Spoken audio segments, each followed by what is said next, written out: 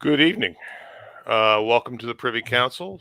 We're here this evening. We've got a lot of water to carry to make up for CFC's technical difficulties this morning, and we'll try to do our best to do that. I guess we've got to do two shows in one at this juncture.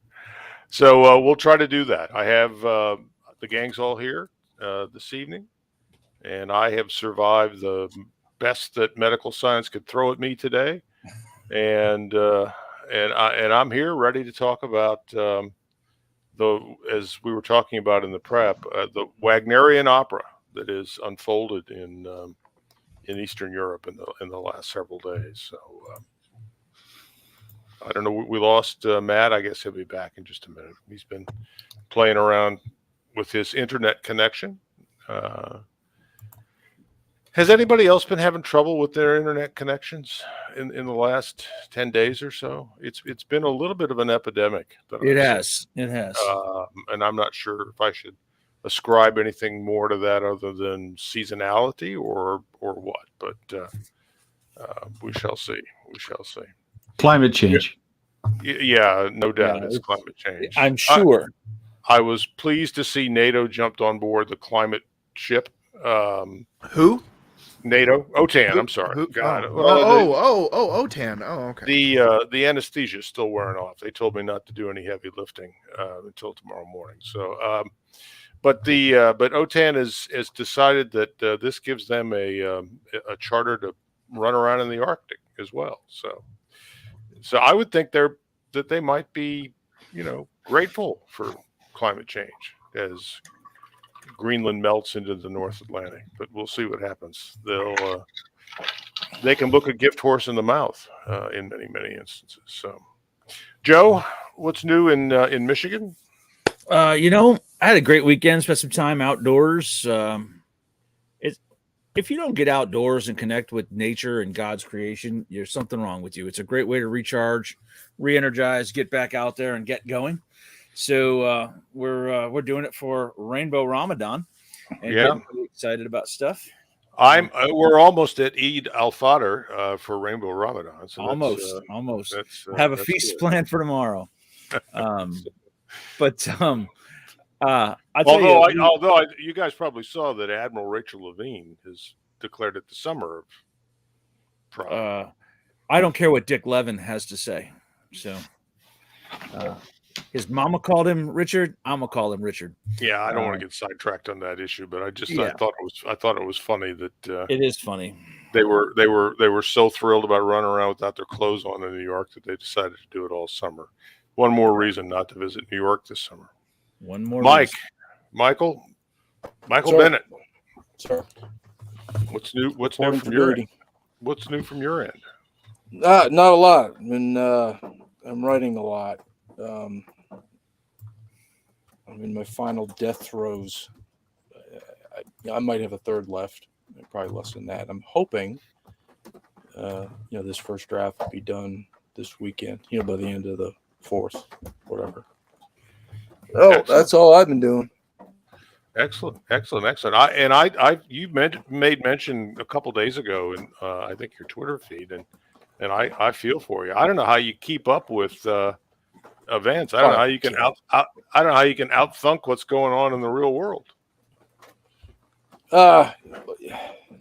Multitasking. Yeah.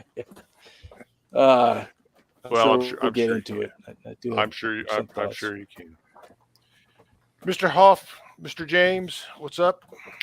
I'm amazed at the videos from Mike and the perfectly ripe banana video and all the other snaps on the internet. I appreciate all that, and it's that kind of summer.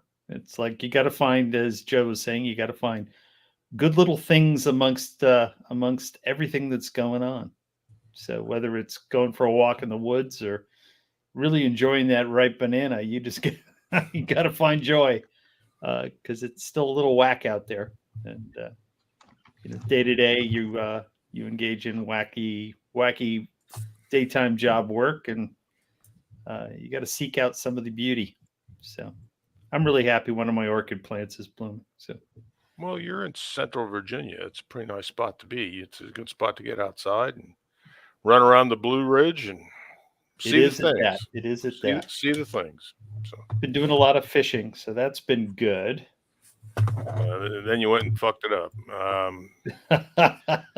I have a confession. I other than deep sea fishing, where you're on a real boat and you're doing stuff and there's stuff going on all the time, I'm not a fisherman. I don't have the gene for being a fisherman. I'll waterfowl hunt. I'll do all that stuff, but I never got the fishing bug, and I guess more's the pity. But I just not. And fly fishing bores me to tears. I don't get it, and but that's my problem, not yours. They took the joy away from you, Stan. No. I find other ways to be joyful. I thought maybe the fishing in the Central Philippines. Surplus grenades in the reef. Well, it's funny because this is not a story I'll tell now, but one day we'll talk about. I did go deep sea fishing off of Da Nang, but there's a big spent ordnance field, underwater where guys would drop ordnance that they weren't able to use on their runs. It's dangerous as hell out there. I mean, it's really bad. So enough of that. Matt, what's up with you, buddy? Tell the folks what worlds you're conquering today, because every time I turn around, you're either teaching somebody how to do stuff lethal or starting a new business. Yeah, we're got a bunch of new stuff in stock today. Most notably a HF through UHF digital mobile radio. It's SDR architecture and a bunch of other really neat things. But the Q900, I'll be talking a lot more about that over on my podcast because I want to eat up a lot of time talking about nerdy things. This unit is really, really cool, and it is flown completely under the radar. The ham radio world isn't real crazy about it for a couple of things that I'm going to address, but for a lot of other very good purposes, this is an awesome radio. This is an awesome communications equipment, and I think that it would be a hell of a deal at double the price. But anyway, enough about that. One thing to get really excited for the shooting community out there is worked out a business deal today, finalized it with a well-known night vision company. So we're going to be offering some of my longtime listeners have known about this for a while, but night vision, thermal, and we're bringing an IR laser that is virtually unknown out there to market, and I'm really, really excited because I'm going to have a hard time keeping these in stock. I already know it.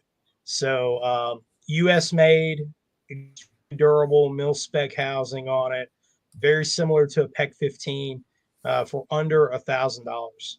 So, ultra low profile as well on a rail. So for all you AK shooters out there, this is one that you're really, really get excited about. It's the one that got my attention initially, and anyhow, yeah. So enough about that.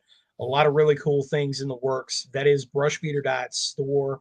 Brushbeater.store for everybody that doesn't know about the store. And I get emailed daily about, hey, where do I register for class? Where do I do this? It's like, I've got a store. You didn't, and they're always surprised. So yeah, got a lot of cool things over there. Well, so I have a question. So I know that there's discussion of Joe and Angry and maybe Scott being down your way like the third week of July. Mm-hmm. Is that still operative? Yep. Got the RTO course. The RTO course is going to be going on. So RTO, advanced RTO, and then signals intelligence. You got room for one more? Oh, always room for one more. I'll bring my KA gear. I think that gets me in, right? Oh, yeah. That's the free pass. That's if you know the knock and the handshake. I still do. I still do. I still do. Awesome. I still do. That's right. All righty. Well, I'll be back to you. We'll talk a bit more about that because I think that would be a fun time, and then we can go back over to Oh, Louisville absolutely. and Yeah. drink Maker's Mark or whatever we decide to do at that point. So I'll, I need a thank you. break. It's been a long push. I will take you to the last capital of the Confederacy. We will visit it. I'll arrange. Man, you guys are making me Hopefully, we wish I can could make it arrange out. them. We can arrange some time to hang out in there, and I can show you some neat stuff that's a little bit off of the normal tour guide stuff. That reminds me. I have instructed my wife to remind me to not forget the glass I have for you that I forgot to bring you last time. So, Well, put it in the cup holder of the Nissan Kicks, and that way you won't forget. Right? I'm going to throw something at you. Well, you may have the Right chance. through the internet. Yeah, I'm going to bring this smoke grenade just for you. The beatings will continue until vehicle choice improves. So, do you now dominate commerce in your part of the state at this point? Oh yeah, yeah. let I'm me glad tell to you. hear No, that. we're doing a small but healthy I business. mean, is Walmart sort of poking around trying to figure out what you're doing? No, so interestingly, Walmart kind of covers this, but not really. They just sell shelf space to various different companies that do that. But I hear that the company who runs the local one is not very happy. I'm fine with that because they're a 3-letter conglomerate operated out of China. So whatever. Outstanding. Well, I'm glad to hear that things are moving along. All right, guys, let's get into our topic for this evening, which is will be a bit of a summary of sort of what we've seen happen, but I'm not going to go into detail because there's more words that have been written about this that can never be read. I think from my perspective, what I'd like to do with the group today is just talk about the trajectory of where we are and then where we think we're going. And where we think we're going is in two contexts. And what I'm really focused on tonight is what is the future of Belarus now with Wagner, now with new and improved Wagner embedded in Belarus. And we'll talk a little bit about sort of, what's going on in Russia in the aftermath of this. But I'm going to offer you a different view of the sort of copium that's being written in every major Western media outlet about this is the death knell for Putin and this and that and everything else. We'll give you a contrarian view, as you've probably come to expect, a contrarian view as to what I think is going on there. And I've encouraged council members to this is not a meeting of the General Secretariat of the Communist Party. We're not here to nod, and every time somebody says something, if you disagree, this is the place to say that you have a different idea as to what you think is going to unfold here. The only rule is that we do it politely, and in a gentlemanly fashion. Okay, so I think the good starting point in terms of where events are at this particular point goes back to 2020. August of 2020, which is when there were elections in Belarus. This was before Ukraine had started to cook off. Well, it was actually cooking off, but it wasn't on high boil at that point. And this is when Putin has always said that the near abroad was important to him. The near abroad has always been that collar of Eastern European and Central Asian countries that are buffer zones for the Russian Federation. And he's dearly wanted to have Belarus back fully in the fold. Ron, I see you in the chat. I understand you had some dental work today. I feel for you, buddy. I hope you enjoy the show, and we wish you were here, but fully understand as to why that's a non-starter today. And so the events in Belarus in 2020, third quarter of 2020, the protests and all the things that sort of had Lukashenko on his heels a little bit, were the opportunity for Putin to put his arm around Lukashenko and really sort of backstop him. And I think Lukashenko welcomed that for several reasons. And I think he had the example of Bashir Assad that showed him that if you're Putin's guy, as long as you toe the line, you're Putin's guy, and Putin will not leave you behind. And I think that the takeaway from the Syrian campaign has been that your ne'er-do-wells or your evil dictators or whatever you want to call them, those guys know that if Putin puts his arm around you, he's going to stick around, and he's not going to run when the going gets tough. And so this is a point where the trajectory of Belarus in 2020 started to change.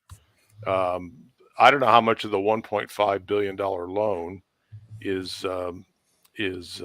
was actually for anything in Belarus, or how much of that was just a down payment on Lukashenko's well-being. But that's kind of where this takes off. So our next stop on this tour, Watcher, what do we got here? I think we've got the next piece of the material that we prepared. All right, so this will fast forward just a little bit, and this was a little over about a month ago, almost a month exactly. This was May 28th when we talked about the fact that Lukashenko was in Moscow and supposedly fell ill during or after a meeting with Putin and was in the hospital. And a lot of people, went to the polonium tea thing straight away. I don't think that has anything to do with it. I don't think that Lukashenko was ill. This is my view. You can disagree with me. But I think this is all part of the choreography that got us to where we are today.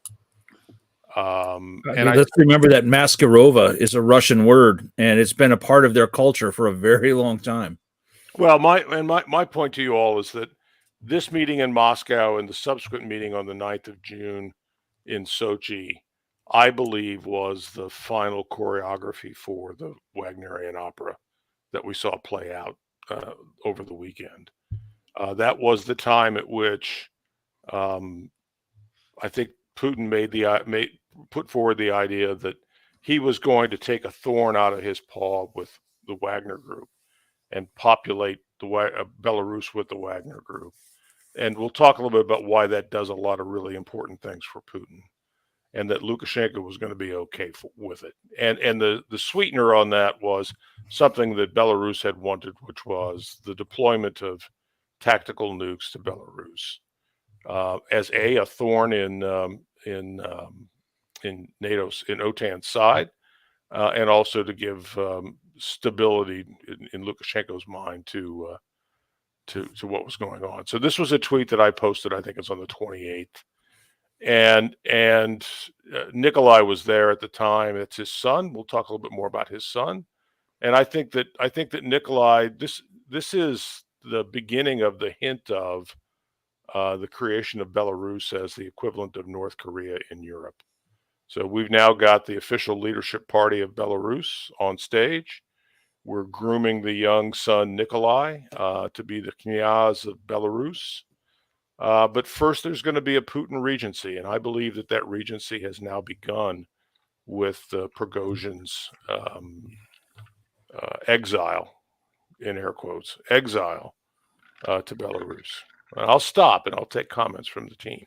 Well, I think it's important to remember too that before Lukashenko became the man he is, he had some struggles, and there was some internal conflict in which Russia came to their aid. Wagner Group could also be forming somewhat of a Praetorian Guard there to ensure this line of succession.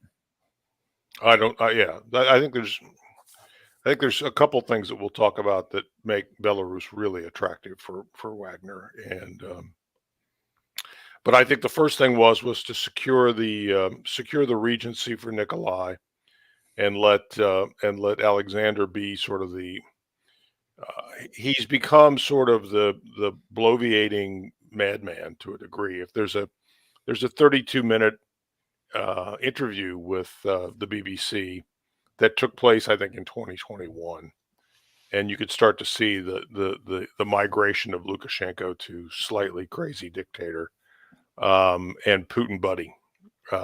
So I think that process is well underway. Mike, any thoughts?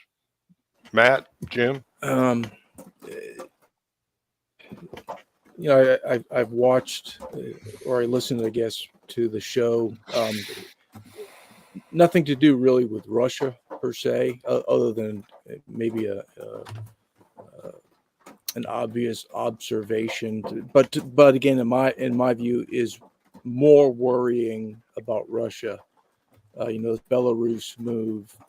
Yes, Russia, Putin, he's consolidating all these former Eastern Bloc entities into his whatever sphere he calls it now. I just think that's really ominous. It's an ominous overall development.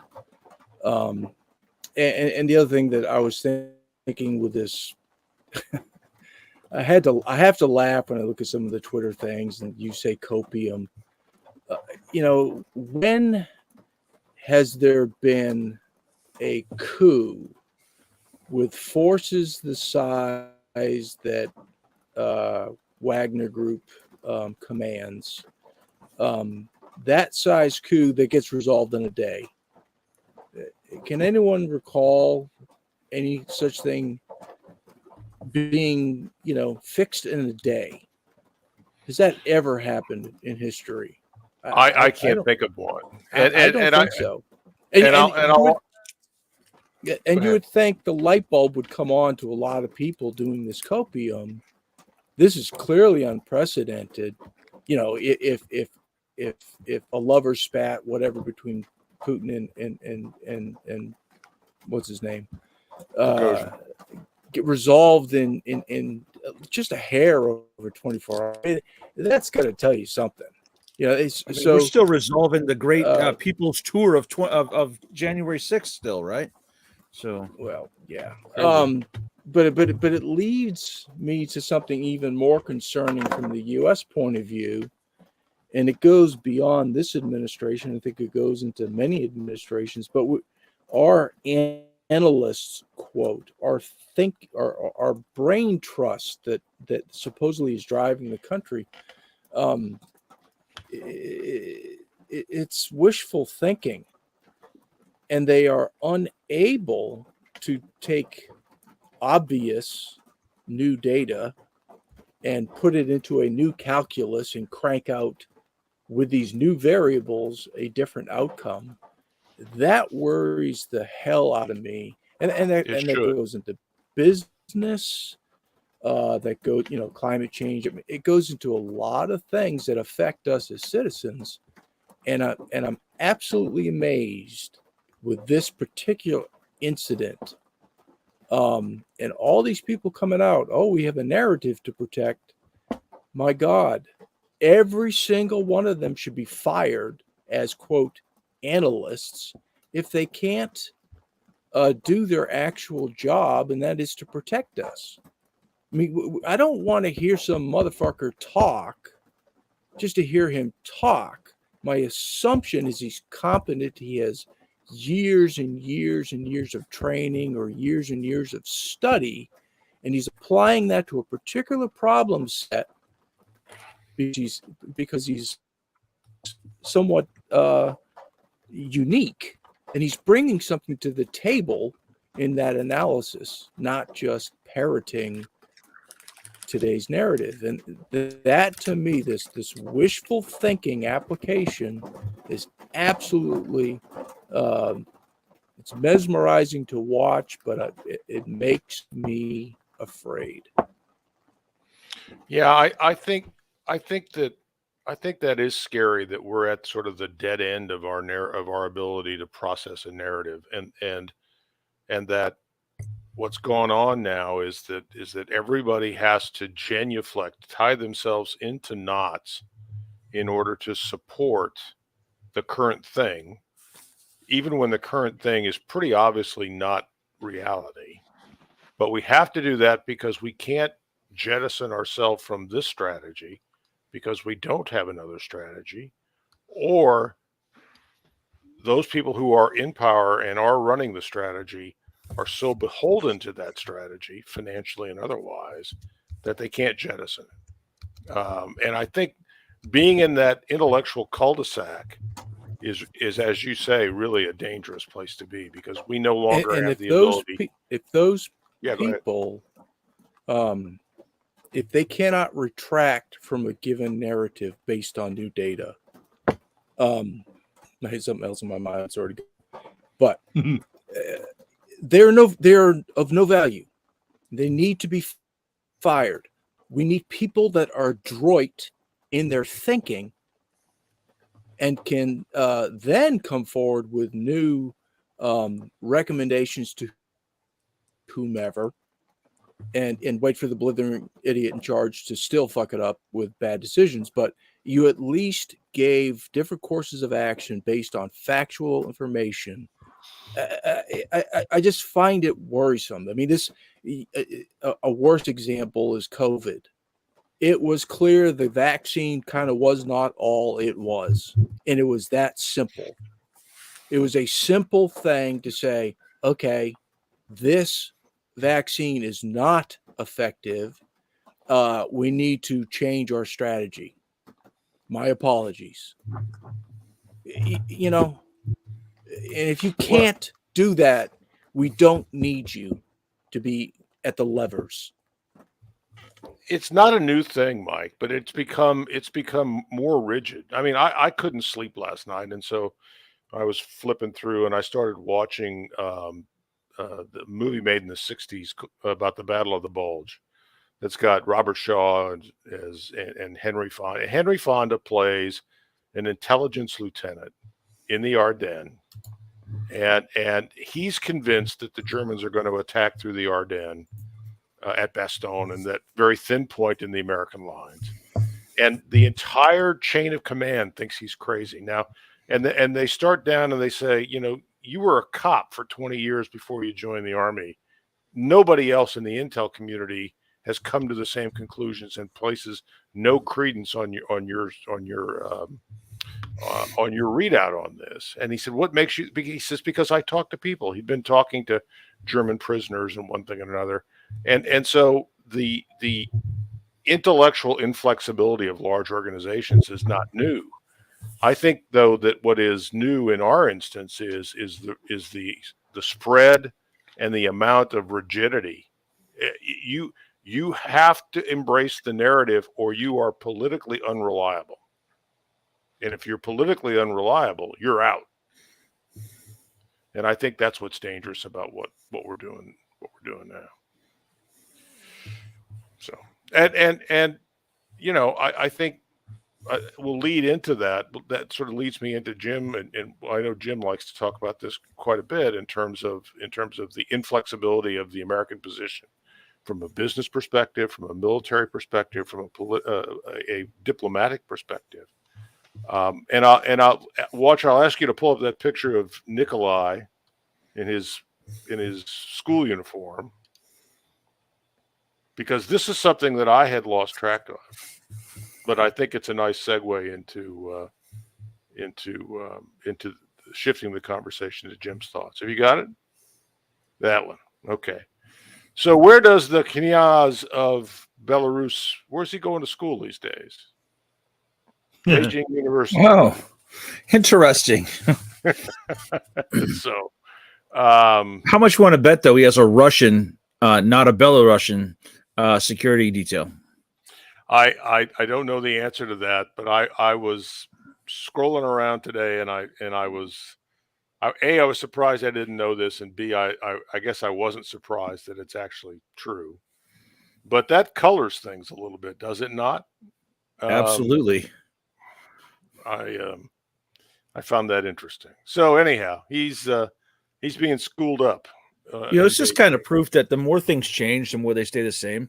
This is pre-World War I levels of royal families intermingling and sending hostages amongst each other, and yeah. wow. Yeah. So we won't belabor this, but I found that point interesting, that he's now studying in Beijing, which I think will we'll fold that back in when we get into our conversation about Belarus as North Korea, because I think that Putin has watched for quite some time the utility of China having North Korea as sort of that mad dog that's staked out in the yard, and you can let them off the leash from time to time to do things that you don't want to do, and but you want them done without attribution. So I think that's probably where we're headed, and I'll let Jim expound on that and anything else he wants to talk about to this point. I think, we talked about this, what was it, last weekend or whatever it was. It just makes sense because we've been watching the Chinese circle Europe and try to figure out a place to land and put down, industrial capacity and investment where they're secured under their rule of law, not European or American rule of law, because, they've seen what we do with the dollar and we've weaponized against them. And we now know that the Chinese are supplying weapons technology and manufacturing to the Soviets. I can't wait for Armani to pull up shop and move to Belarus, right? Yeah, I actually think you're going to see there'll be a lot of technical assembly work that moves to Belarus. So things that are for the European Union, technical assembly, So if you're gonna build smart munitions or drones, why not assemble them in Europe? I believe that's kind of where we're going. And also it's just this deniability capacity. You got Prigozhin there, you've got these guys who have all the mines in Africa. It just makes too much damn sense. You can just run it through Belarus and say, geez, yeah, those guys, they're crazy. And the Belarusians can support the diplomatic Krisha for the boys from Wagner, and just you can change the name from Wagner to something else, and it's kind of like BLM, Acorn, and Occupy Wall Street here in the United States. It's just who cares what it's called, as long as you control the assets and you get the donations, you're good. I have an affinity. I'd like to see this be something less German. I think Pushkin deserves some recognition, but we'll see how that plays out. Matt, you look really like you're thinking hard. So I want you to lay out your pearls for it. Well, I'm quite polite and I wait my turn. I was the interruptive student when I was coming along, so I learned my lesson. But to Colonel Bennett's point regarding failing upward and having people fired for their incompetence, especially in the intelligence analysis field. Unfortunately, and I know that you concur with this based on our conversations, everyone here will, we're beyond accountability. Unfortunately, we're beyond that. They have a narrative to follow and a line to toe. And so whenever there is a failure, an abject one, they simply whitewash it. It's erased. Oh, well, we got it wrong. No big deal. Yeah, actually it is. It's a very big deal that you got it wrong. It's a very big deal that you're calling something that was not a coup. For anybody out there that remembers one of Tom Cruise's better movies in his career, Valkyrie. This was quite literally Operation Valkyrie in reverse. It was one that was controlled, but it happened for a very specific reason. And this is something that I know I called it from the moment that I saw what was going on. This is a ruse. They're moving forces. They're moving forces in daylight, and they have to do something because they're stalled out on their lines. They're not going to move any further forward, and the Russians have done exactly what they're going to continue to do. This is their order of battle and has been since the Red Army was founded. That their special forces, their guys, their stormtroopers, all the way back to the genesis of what we would call special warfare in the 20th century. we call the stormtrooper tactics or the shock infantry tactics that comes from the Germans, from the Wehrmacht. Well, the Russian version of that was to lay mines and be sappers, and that's what they call them, and bestowed upon them those units the title of guards. Like in the West, we call all of them Spetsnaz, but for them internally, they call them guards. That is a title of nobility among their armed forces. And so this has been something that they were going to do, and they were going to continuously do. It was predictable. And so now when we see the footage that's coming out of the Ukrainians driving Bradleys, driving the German armor right up to the lines and getting blown up, this was all predictable. This was something I predicted as soon as they said that, oh, we're gonna give them all these Bradleys and they're magically gonna win. Well, they didn't win with what we gave them the first time. They didn't win. So we're going to continuously escalate their equipment with this using things that are meant for combined arms warfare, but not giving them the tools and the experience they need in combined arms warfare. So they're only using things piecemeal. It's not working, right? And so it's going to continuously not work. So the Russians know that they're stalled out. So what do? You have to pivot, right? Patton did this. This was one of the most brilliant moves in military history, was Patton pivoting the Third Army, right? And so you can't say Ryazan, which is the Russian equivalent of West Point, that they don't study these things. This is all indicative, and Stan, we've talked about this, and I've talked about this with each of the people on the council here. The level of hubris is the most important piece of this. The level of hubris that has been exhibited at all levels, whether it's on social media with the punditry that should know better but don't, all trickling all the way down. And we know that this exists to a high degree in the intelligence community as well. They're failures. They should all be fired, and they're not going to be. Now, where this all fits when we put these things together, right? Where they all intermesh, where these ideas intersect, is Belarus, and your analogy of the creation of a European North Korea, I think is a very good one, and it's not one that I had previously considered. I limited it to Wagner's forces, which are under the command of Putin, by the way. They've been an apparatus of the GRU for forever. Prigozhin is not the real head. If anybody buys that, you could go smoke crack with hobos under a bridge somewhere. No. Putin is running this. Right? He's the one running this. He's the man. I mean, who else would he put in there but a guy that he knows he's broke bread with for a very long time now, knows it inside and out? He's eaten his bread. That's the key point. I mean, Prigozhin has been the guy who's run the catering, the food service in the Kremlin. So taking that into account, I strictly limited it to a military objective and them being in position to take Kiev rather quickly. Now, will they do that? Obviously, it remains to be seen. Do they have the capacity to do that? I think so. It's going to be heavy. The loss of life is going to be heavy. But obviously, as we know, historically and in recent events, the Russians are not scared of that.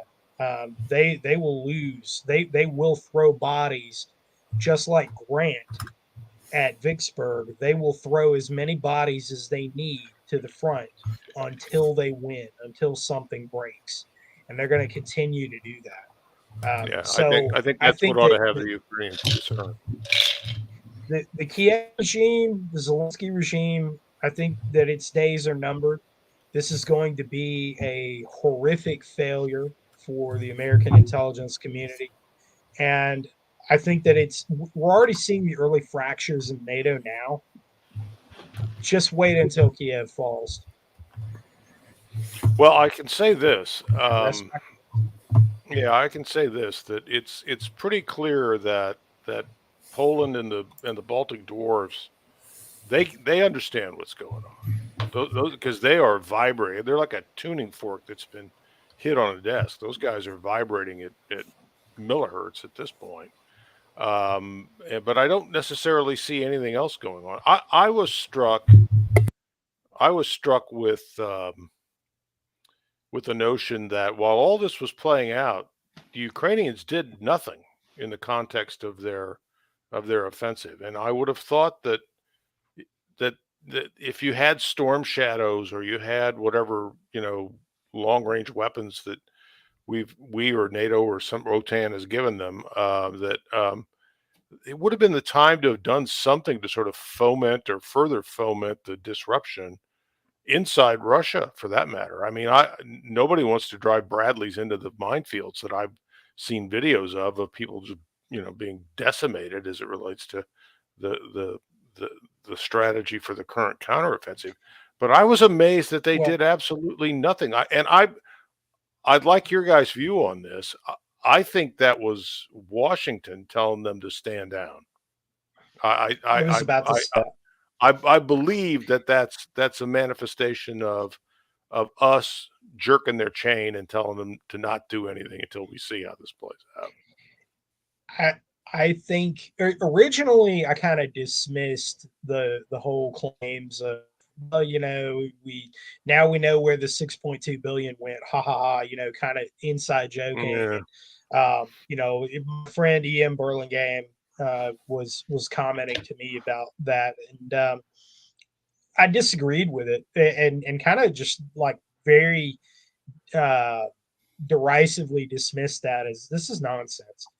But now taking into account the fact that the Ukrainians, who are not stupid either, they're not stupid. They right now they're suffering from a lack of reality that, hey, you're in a stalemate and you're getting all your equipment from the West, and that's going to stop in the near future. So you might ought to, you might ought to explore other options. But I think that there's a lot of them now who are looking at this like, hey, we should have acted right then, but we didn't, and we were told not to. And it lends credence to that theory. Of course, we're never going to know. I think that it is interesting that Putin is offering Belarus a $1.2 billion aid package now. Timing is everything, which he's, hey guys, here's your cut, of what we just fleeced the West for. It would be interesting. I think it would be pretty humorous, but in a morbid kind of way. So how do you think we got to where we were? What was the choreography here? Do we think that there was any truth to the notion that Russian military units attacked Wagner in the rear 4 or 5 days ago? Or was that all part of the production set for the No, I think it's part of the production, and all those videos of Ka-52s burning, that could have been from any time. They've lost a few. Yeah. So Yeah. There was no debris field. I haven't seen it. There was no debris field. And with the Ka-52 that was burned up, allegedly, there was an aircraft that was burned up. Look at where it was burned up. It's in a grassy field that has taxi lines on it. Come on. I mean, come on. Yeah, where's the debris field? Like, dude, I've done aircraft recovery when rotary wing assets would go down. Unfortunately, I've done 2 of them, and it throws debris everywhere. It doesn't look anything like that. So as soon as I saw that one, I stopped. No way. This was a demo in place. Here's the other thing too. The other video that was coming about, and I had one of my followers on Twitter that was, kind of contentious about it. Oh, see, this is combat. It's going on. Well, it's like also a Ka-52 that was firing. It fired off its chaff and then fired a rocket in return. But if you'll notice this video, nobody knows where this video was shot. We don't know anything about it. There's no timestamp on it. There's no date on it. There's no data behind it. We don't know anything about it. And if you look in the background, because backgrounds tell you everything in a photograph or video, there's an overpass and a rather substantial series of overpasses underneath it. There's no traffic on it. There's no traffic on it. So there's no vehicles out there. There's nothing moving.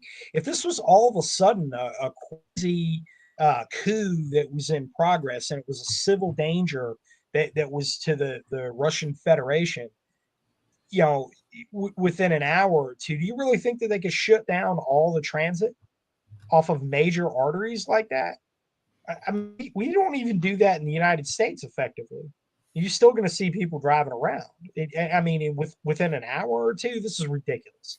But we don't know where those videos were shot. We don't know anything about it. I think it was all a stage show. Did maybe a couple of people get a little too into the moment? Maybe because you got to think. I mean, a lot of Wagner's recruits are prisoners and ex-cons, and hey, you know, old Vlad over here just put me in prison, you know, for just a couple of years ago, making me do the Slav squat on concrete. This is my chance to shoot back at him, and I'm just playing a role. So some of it may have went on, but for the most part, no. So let's talk about what comes next. And Mike, I want to circle back to you because you made some good points as it relates to the paucity of sort of original thinking on the OTAN and the U.S. side of the table. I don't see any movement. Oh, I have seen movement, and that is I know we airdropped another $500 million to Ukraine Saturday or Sunday. I've maybe Monday. I've sort of lost track of the time frame. And Lloyd Austin's come out and said it's not over till we say it's over, and we're in it to win it. And somebody made the comment to me, it sounded like Westmoreland saying we only need 60,000 more troops in Vietnam back in the day. Do you think do you think there's any capacity, particularly going into a presidential election, for this administration, given the status of what I've come to call the summer Bandera reunion tour, is there any ability or desire or willingness to pivot out of this, all but the kitchen sink approach to Ukraine? Because, every once I will go in and look at what Ben Hodges writes and look at what some of these other people write. And they're all rabid, and they've sort of cooled off and say, well, we're going to take it slow. But do we think that there's any capacity to pivot away from just more war in the U.S. administration? And by extension, the OTAN guys? I don't think so. They've bet it all on a pair of sixes, and they're not going to back off from it. At this point, they would have to admit they were wrong, and they can't be. So I don't see that happening. Mike, your thoughts? I just think they bet on three sixes. Yeah, I agree 100%. No, I mean, they are entrenched in what they think is effective political warfare internal. And they're just like, they are, and when I say they, it's not just Biden, it's Trump, it's DeSantis, it's everyone. They're very myopic, and they're really not thinking out of the box. If you want to, from my mind, I guess maybe, boil it down to what really is happening. Things are changing so drastically across the entire globe with these alliances that are absolutely outflanking us without any doubt. And we will continue to do these defensive kind of maneuvers while we're $32 trillion in debt. And we do not have the initiative. We are nowhere near close to being able to take the initiative. Everything we do is defensive and in response to someone else's initiatives and offensive actions.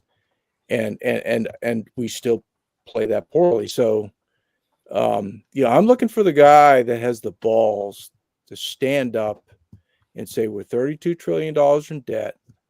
There's an entire new world order that is aligning against us, and our allies are just not up to the might against which we are arrayed.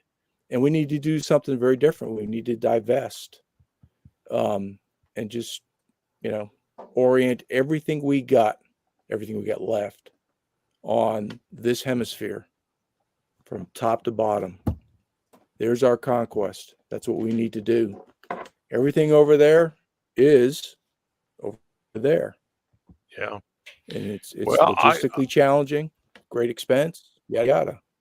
Yeah, So no, to answer your question, no. These guys aren't Yeah, going to do that. I'm in violent agreement with you on that. And I don't know.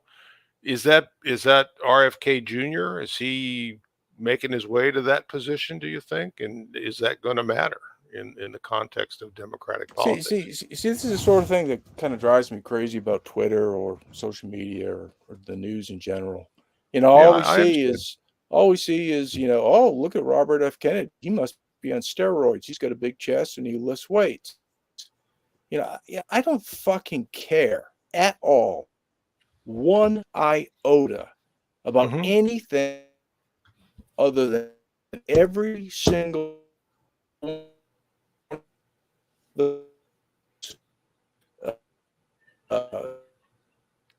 You're breaking up on us, Mike. I'm sorry. Their position on what are you on? I got a lot of squiggly stuff. Yeah, go ahead. Still on? Yeah, you're good. Hey, that's all I care about. I want to know where they're going to drive this great big Cadillac. That's all I want to know. I don't care about your legal battles. I don't care if your son does cocaine. Those things are important to me, but they're somewhere down the bottom of the list that we do need to address, but they're not necessarily, the whole Hunter Biden thing. It really is moralistically an imperative, but it's not going to win the election. What we need to do first is win the damn election, and that goes across Congress and all that stuff. And then maybe we can do something. But all this other stuff is blather, and it doesn't interest me in the least bit. Well, I think I'm going to build on your earlier point, and that is, I think we're well down the path of exhibiting Einstein's theory of insanity, which is doing the same thing over and over again and expecting a different outcome. Because if I look at the progression of events in Ukraine, I look at the progression of events in Afghanistan, I look at the progression of events in Iraq and Vietnam before that, ex-Grenada, and maybe the canal. Joe, you can talk to that at the appropriate point. But I mean, we have played the same cards in pretty much the same sequence, and to date, pretty much to the same outcome. Korea as well, and I think we're so far into this, we don't know what to do. I mean, our big response to this opportunity, because I can only frame it as an opportunity from the West perspective, over the weekend was Tony Blinken announced that we're going to sanction Wagner's artisanal gold mining operations in Africa. That's it. That's as feckless and as weak as you can get. And what has the mother of all sanctions gotten us since February of 2022? When the current president looked in the camera and said, in 30 days, Russia will cease to exist economically. Well, how can you sanction a gold mine in one country when it goes to another and literally none of it passes through your country? It's on paper. It does literally no good. Exactly. And we're not supposed to know that. Yeah, it's just something they can point to and say, well, look what we did. It makes the folks at DOJ happy. They can run around with their paper and say, "Hey, isn't this cool?" They'll put travel bans on people who don't travel here. Yeah, yeah, exactly. They don't get out of their darn Toyota trucks. because And they would definitely get stopped at the border because the ZSU 23 in the back of the pickup. they are I mean, collectively unwilling to be ruthless, and that's what's required. the sad thing is, Mike, we don't even have to be ruthless. We just have to be coordinated and thinking and responsive to these changes in threat. And Yeah. I only say ruthless, Jim, just because I'm looking at a timeline. I want results like before I die, because we're already talking what's really necessary to be done. Still going to take 20 years, but we got to start doing something. You sound like a man who's running out of good bananas up there in Maine, man. Listen, Mike Bennett Not is in Maine. immortal, so it doesn't matter. He's not. No, but I mean, this is why when Stan and I were circling this Belarus problem and looking at this, we're shaking our heads, and even guys like Max in his messaging was like, look, there's just something missing here. I mean, we're joking about Big Bird, right? It's like one of these things just doesn't belong here because this was just wrong. It had all the representations of a complicated game being played that made no sense, and the events around it were all conjured, and the outcomes are interesting because it's clear that the Russians had teams on the ground in Beijing. Beijing had teams on the ground in Minsk. There was a plan afoot to move things around. So, Stan was running the Russian nesting doll image for the last 72 hours. There was a ton of that behavior going on national level between China, Russia, North Korea, Iran, and Belarus. And they are doing something. And that our people don't really seem to care because their policy says that they've written the Russians off, right? The Russians are going to come apart. Putin's going to fall. This guy wrote a book about all those guys getting together and doing exactly. Well, part of a book. But best 2/3 of a book ever published. That was in Aramaic, though. It's been a while. Yeah.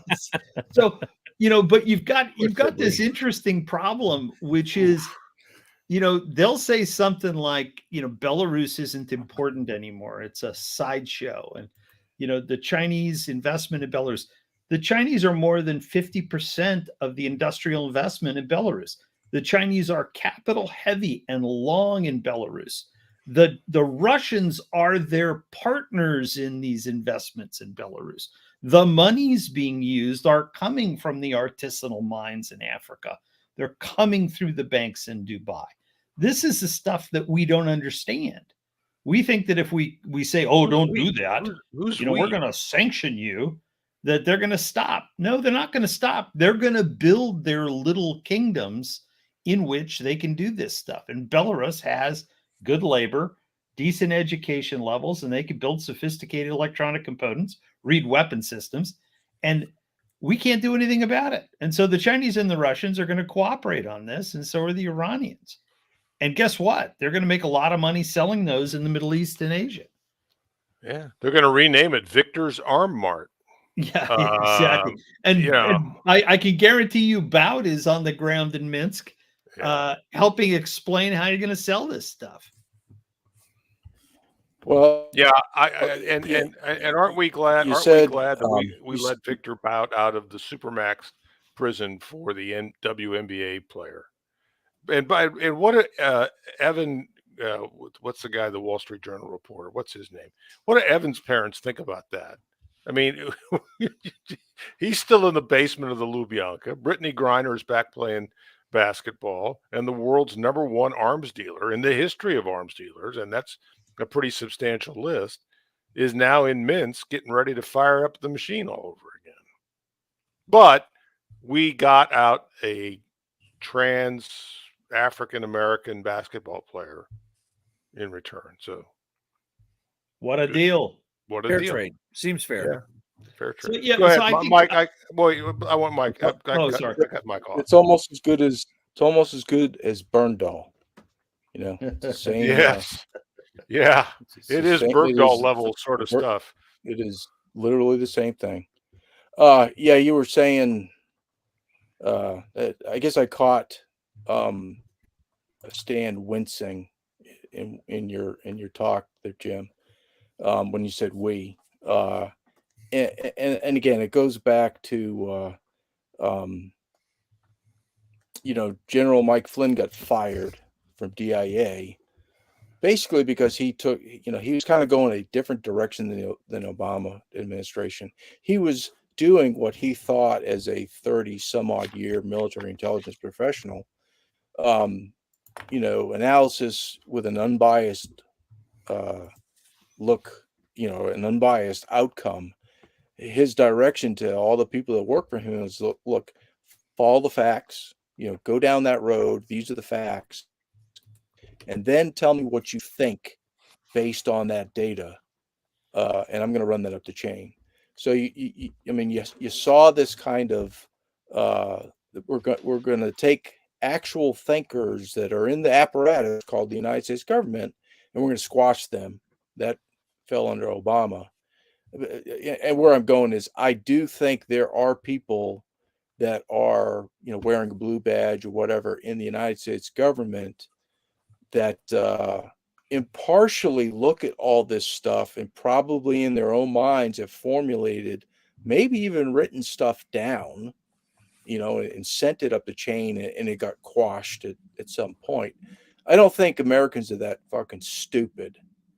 And again, all this is a very unhealthy application of power from the very top level down in foreign policy, saying every swinging dick has to fall in line with this groupthink narrative, or else, we're gonna, put you in the memory hole somewhere, and your career's gonna end.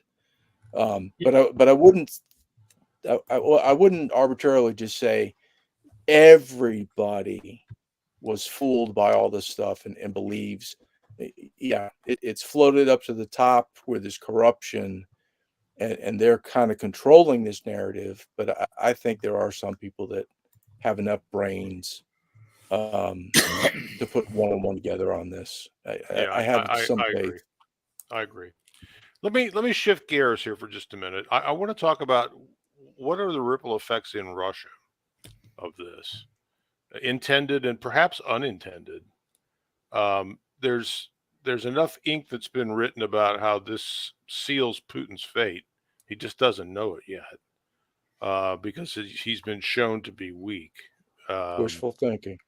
I think it is, and I really do think it is. I will say this though, I am somewhat surprised, but maybe I was just ahead of myself, and he's closer on the ground.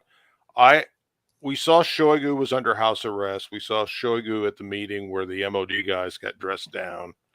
I don't think that story's over, but I think Putin has decided to hit pause on that, and I think that's what he told him in that meeting, that he wasn't going to take any action against these guys at this particular point. But they have made, they made a dog's breakfast out of this operation since February of last year, and Prigozhin had a point in terms of the way they had, and maybe this was part of the choreography, but I don't think it was, that they were hamstringing the only combat effective unit they had in Wagner.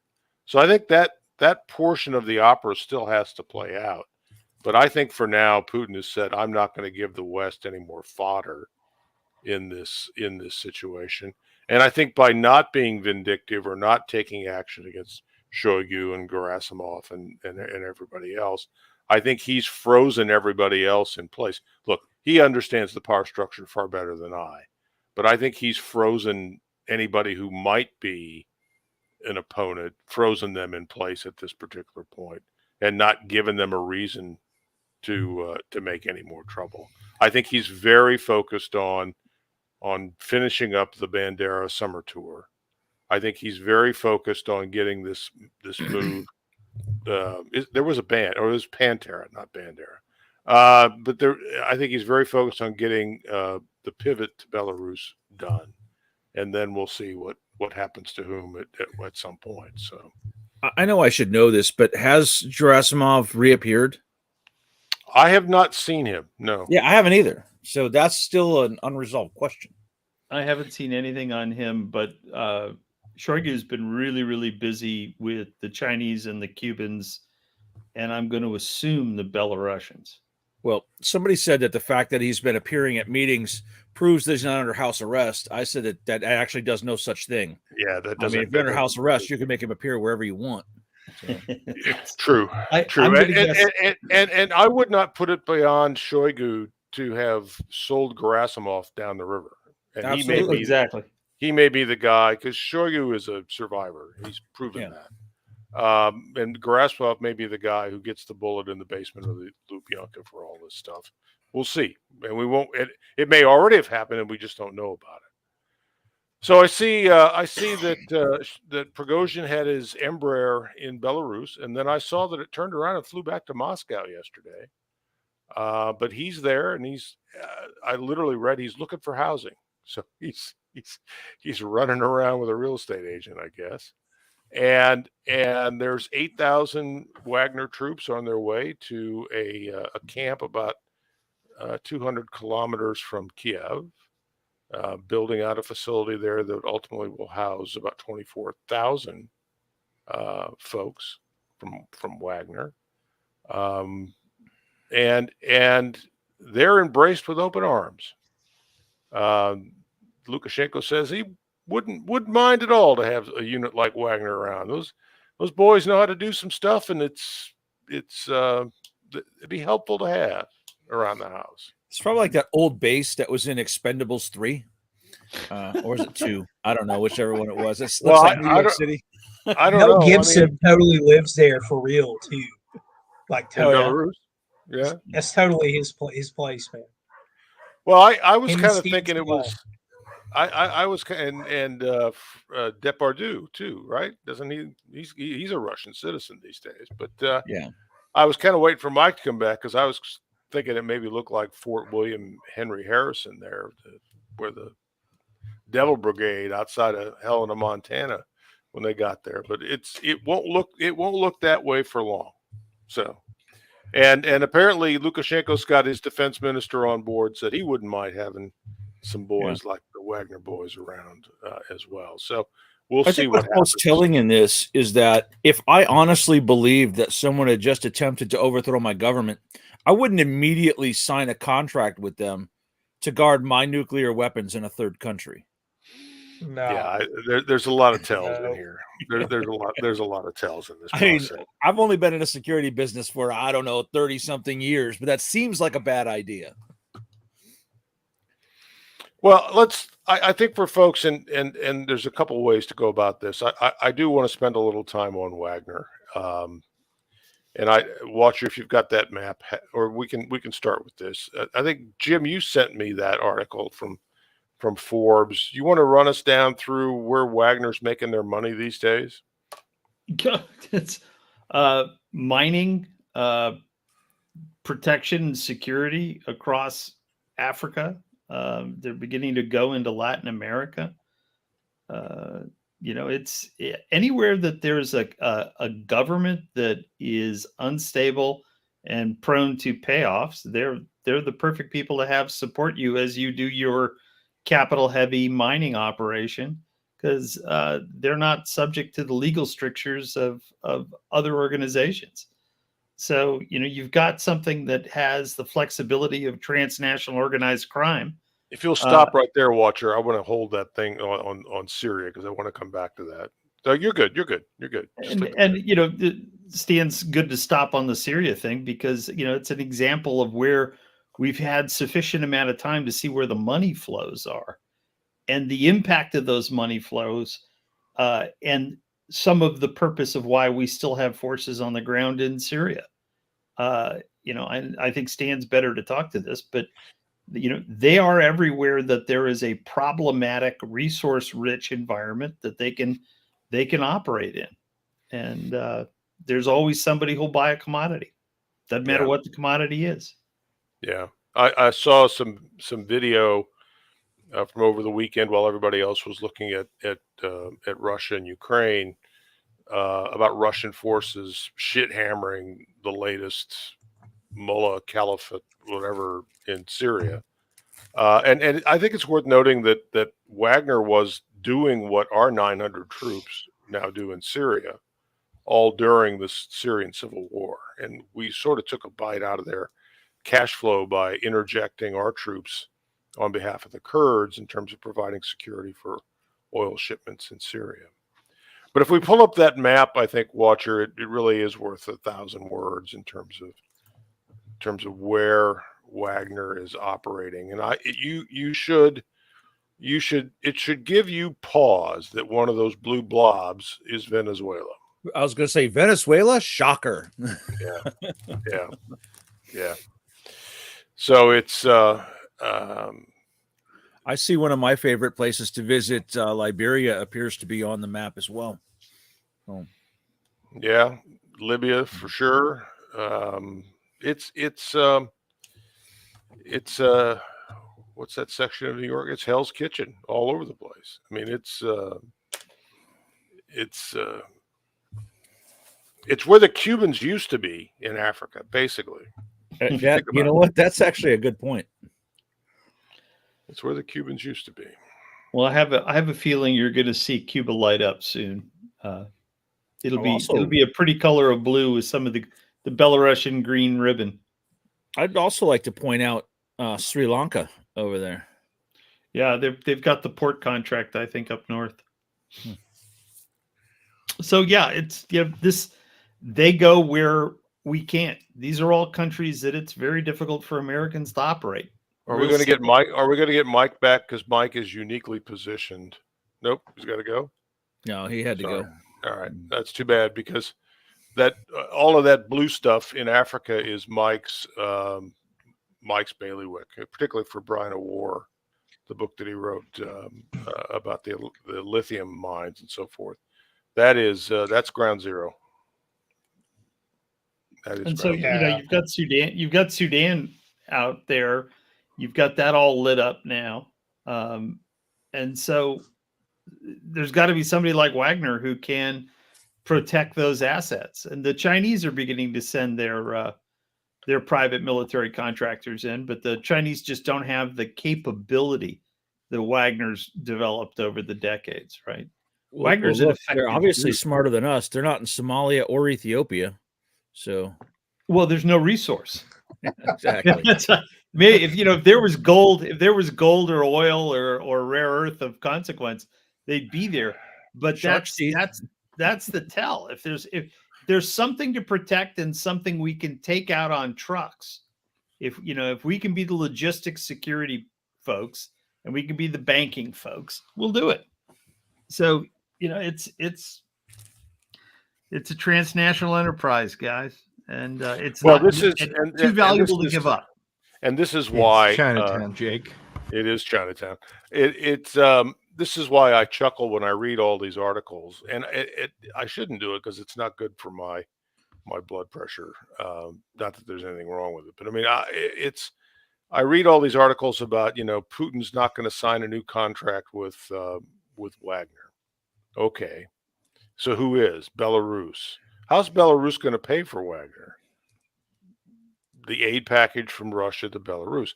But on the other hand, is that Wagner is literally coining money around the globe at this particular point. And so, it's a little bit of that, please don't throw me in the briar patch sort of thing. So now they're out from under the conflict with the Ministry of Defense, and that still remains to be settled in terms of leadership within the Ministry of Defense. But we've exiled, note the word, we've exiled, and this is no different than Roman days. There were generals that were exiled after campaigns when they got sideways with the Senate and what have you. So he's now been exiled to Belarus. He's now got a contract with Belarus. He's now got his cash flow from all these other aspects going on. And by the way, if you want one more little piece of evidence that this is all kabuki theater, they just built a new headquarters for Wagner in St. Petersburg. It opened in November of last year. And in the midst of all this, there was no Russian troops that surrounded the Wagner Center in St. Petersburg at all. And it opened for business Monday morning like a regular work day. So if you need one more indicator that this was all sort of Well, and during the whole event, Putin is alleged to have gone to St. Petersburg. I wouldn't run into my enemy's gauntlet.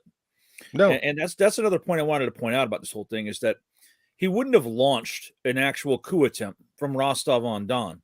He would have launched it from either his other building in Moscow or from St. Petersburg and been much closer to his objectives. It was never a coup. yeah, I can imagine in our country the A-10 drivers who would have died would have given their left testicle to been able to have taken action against that convoy coming up the M4 towards Moscow. Right. I mean, come on, it begs credulity. Yeah, it would have been destroyed. Absolutely. Yeah, but All right, guys, let's take a little speculation here, because I am and I hopefully we've convinced a good number of you that Belarus is going to be the agent provocateur in the European hemisphere, similar to North Korea. And Jim and I have joked about it becoming the maquiladora in terms of production of stuff that goes bang in the night. I really think you're going to start to see that happen straight away. I think you're going to see Iranians. I don't think it's going to be too much longer that you're going to get reports of North Koreans being on the ground in Belarus as well, providing logistical and other technical support. I think So that a great example of what could happen here is exactly what you said. But if you remember last year, that hypersonic missile that had us grounding flights that day, that North Korea launched. Well, North Korea doesn't have one. They launched a Chinese one. And China said, hey, do us a favor. Let's rattle these people. Launch this, right? And I think you probably see the same thing through Belarus. Yeah, I think that's right. I think you're going to start to see ballistic missiles dropping into the Baltic Sea just to keep the dwarves on their toes for too much longer. And now they've got other people, the Finns and maybe the Swedes, although the Swedes burned the Quran this weekend, and that's going to have Erdogan all shook up about the admission of the Swedes into OTAN. And that may be what they want. That may be what they want. Yeah, you're absolutely correct. It really is the Groucho Marx school of never be a member of a club that would have you as a member. But if you look at who's really just wetting their shorts now, it's the Lithuanians, right? Yeah, so Lithuanians are going to get a full-time German brigade or division or whatever they can scrape together. It's about 5 times what they have now. I know, and it's just staggering to me that the Germans have said, "Okay, well, we're going to send this unit." How many years is it going to take for the Germans to put a unit together and get it? Get it to Lithuania. Germany doesn't have the capacity to send that brigade right now. Oh God! So you've got that little narrow notch, Sulaki, the corridor between Kaliningrad and Belarus and Lithuania. That's a place that is going to become a hotbed of material movements. I think on a scale that the Europeans are completely unprepared for. The shit that's going to be coming out of Belarus into Kaliningrad for export, under what I would say would be diplomatic bond, is going to be a really interesting thing to watch. Yeah, that is, and we talked about it. I think you mentioned it. My mind likes to play games with the fact that guys from Wagner can now show up carrying diplomatic passports from Belarus, and yeah, exactly, with immunity. I mean, they can do whatever the hell they want to do, in terms of all sorts of shenanigans, and it doesn't give the Russians any gas. No, it doesn't. I think there's a chess piece missing on the table, though. So I'm looking for who becomes, and this is going to be an important position to fill with the right person. Who becomes the new Minister of Foreign Affairs for Belarus is going to be an interesting tell. it's going to say a lot about the rapid development of Belarus into North Korea. So I think that's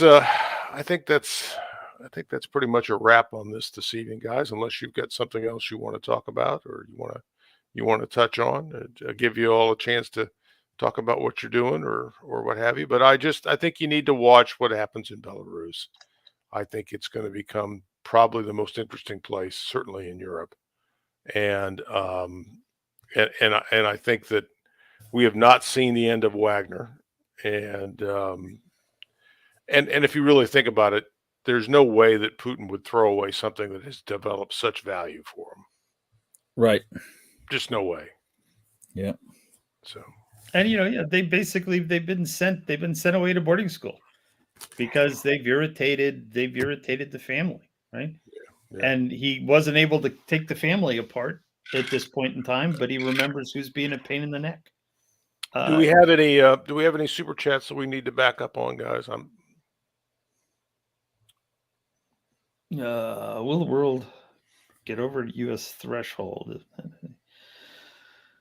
Yeah, I think we've seen a lot of that recently, and beyond us trying to look rich, it's really, really hard for U.S. companies to develop capital-heavy investments in countries now, because the scrutiny of us in the banking world is such that people really don't want us around. So yeah, we're just non-competitive globally, I think is the way to put it. Yeah. Let's hope not, but never say never. And I'd be more worried about the Lithuanians. Yeah, it's so I saw that the Polish president hightailed it down to Kiev today, and they, like Ben Hodges, is really all worked up that we won't give ATACMS to the Ukrainians. So the Poles are talking about naval missiles. Yeah, naval strike missiles. The Norwegian missile, but it's a 250-pound warhead. It's not, it's great for small vessels, but I don't know what it's going to do against major targets. Well, they'll just shoot it. They'll just lob them at Crimea. That's all. just dump them all out the back of the truck. Yeah, Katusha. Yeah, it's we're going to be, real quick. I have a story that I'll share with you. I did an internship before I went to college one summer in Japan. I worked for a bank in Japan, and the night I was leaving, I showed up at my boss's house, which sort of broke a lot of protocol. Smack drunk. I mean, and he had to get his wife and everybody out of bed, and they had to fix breakfast, and it was like 3 a.m, and I had to catch a plane the next morning, and I brought him a gift, to say goodbye. I was a stupid American. I didn't know what was going on, and he turned literally pale in his own house, and because he was then bound to give me a gift, and I'll never forget this. He had the closet door open in the living room, down on his hands and knees with his kimono, with his ass hanging out, and stuff is coming out of the closet while he's trying to find a gift to give to me, and I started laughing, right, which just made it worse. and what I have, my picture now is that all the OTAN guys are down on their hands and knees with their kimono up around their waist, going through the closet trying to find shit to give Ukraine. Okay. And we're out of ideas at this particular point. We there's nothing, short of direct combat involvement. I don't think that there's a weapon system that we have that is a solution to the problem on the ground in southern and eastern Ukraine, which is 3 rows of fortified lines of defense and more mines than you can shake a stick at. And the answer isn't F-16s, because you're not going to get air superiority. The answer isn't anything that we've got, or that if we give away, that we can't live without, right? So I don't know what we're going to do. The only way they're breaching that line is with an amphibious assault into Crimea, and they don't have the lift and they don't have the troops. So No, they don't. They don't have. There's never been a Ukrainian navy to speak of. There's a shipyard in Ukraine, but there's never been a Ukrainian navy to speak of. Matt, your thoughts? Neo Neon Arrakis. I almost called you Neocon Arrakis. I wanted to make sure I got that one right. Neon Arrakis, nuclear missiles. This is actually something that I had a bit of a brief internal conversation with a few people about the realities of nuclear war coming out of this. One of them is very well versed in this area and knows quite a bit about it. The other person that I was conversing with, speaking out of fear, which is never a productive conversation because they're always looking to you for words of encouragement. It's like, you ain't gonna get it from me. I'm an eternal optimist, but I ain't gonna. I'm an eternal optimist, but I ain't gonna tell you the weather is sunny outside when it's pouring rain. I'm gonna tell you the truth. But as far as nuclear weapons go, I am in the apparent minority in this. I do not believe there will be a nuclear exchange. I don't think so. yeah, I don't either. I don't. That's not going to happen. Now, what could happen? What could happen, and what I think is certainly within the realm of likelihoods, is there's an incident at Zaporizhzhia, however you pronounce it, the nuclear power plant that's in question. There could certainly be an incident there. I know that that reactor is partially shut down now, but it is still, obviously, it pegs the Carver meter. For anybody that knows what the Carver acronym is, you should familiarize yourself. Everyone should know what Carver is. But if there was to be something nuclear, it would involve that, and that's the one that you should probably be concerned about. But as far as a actual nuclear exchange, no, I don't think. I think so. they're down. I think they're down to one of the 6 reactors at this point. Is that correct? There's one reactor. That's my understanding. Yeah, that's my understanding, and it's my understanding too that the IAEA is they brokered the deal to make sure that there was that reactor Water. would stay online and it would be safe from harm. That anyway, but that's neither here nor there. And, I'm not going to go too deep into that. But that is the one that I would be concerned about, that there will be an incident there. I know we know the dam breaking. I'm fairly certain that the Ukrainians were behind that. That of course that's all but forgotten now. It was 2 weeks ago, and it's literally been memory old. Yeah. But that is the pond, or the lake rather, that is the cooling pond for the cooling towers of that nuclear reactor. And if it was at full capacity, they would have a problem right now. But since only one of the reactors is running, they have enough water, at least at the moment.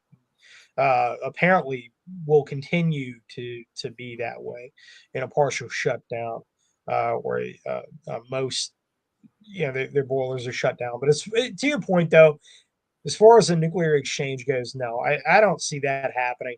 Nuclear weapons are a deterrent for Europe and Europeans, and I'm saying that very, very specifically here, because if there was to be a nuclear exchange anywhere in the world, it's not going to be between Europe and NATO, Eastern Europe, so on and so forth, the CSTO bloc. It's not going to be them. It's going to be Pakistan and India. That's where you're going to see it, and it will be Pakistan that launches first. Promise. That is the one. I will hang my hat on it. That's the one. Are you saying the Pakistanis so- aren't very stable? Come on. Well, Yeah, that is a no. Short answer, no. Imran And- Khan is unavailable for comment, right? Well, Ron and I are going to do a show next week when he's back above the weather, where we're diving into Imran Khan, and we're going to be talking about that because I don't think that's Imran Khan is a mystery to America. He's a mystery to Western media. We don't understand Pakistan. Hell, we don't understand anybody in that part of the world.